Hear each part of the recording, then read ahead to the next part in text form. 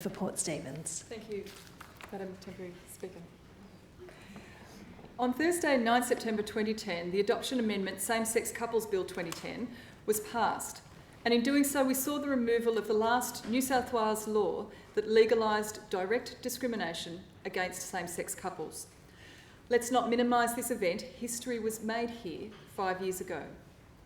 It seems unlikely that by the simple act of altering the definition of the words couple and spouse, we became a more compassionate and understanding society. By changing the definition of those two words, we legally recognised same-sex couples' right to adopt children. The effect of the legislation meant that gender was no longer a determining factor as to who could be a parent. It meant that the paramount consideration in any adoption is the best interests of the child. Let's be clear, the only determining factor in any adoption process should be the best interests of the child. Parents' sexual orientation has no bearing and should never have had any bearing on this assessment.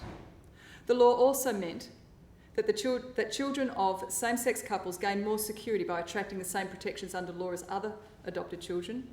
The law recognised that same-sex couples are as equally capable of creating loving families, providing caring and nurturing households. The law was a reflection of society's values, removing hypocritical anachronisms. Sadly, we have seen and continue to see resistance to equal recognition under the law of same-sex couples. This resistance was shamefully showcased recently by this government when it refused to allow public schools to screen the film Gaby Baby. Gaby Baby is a beautiful film with an important message that gives voice to children of same-sex parents and shines a light on the impact felt by the children of their parents' inability to legally wed. During the week the film was withdrawn by this government, my 12-year-old was watching Karate Kid at school. I certainly know which film I consider to be a more quality learning experience and which film I would prefer my child to have been watching. Thankfully, I find it galling that this government restricted access to such meaningful content. Thankfully, there has been progress in terms of societal views and attitudes towards same-sex couples.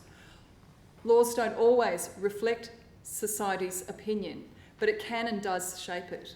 The past 5 years has seen changes in attitude in our society, and the recognition of same-sex couples' right to adoption has been one of those influencing factors.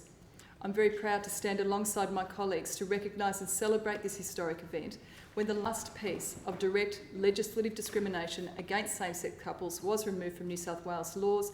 I look forward to a time when we can recognise the anniversary of the removal of all direct legislative discrimination against same-sex couples, both federal and state. Yeah.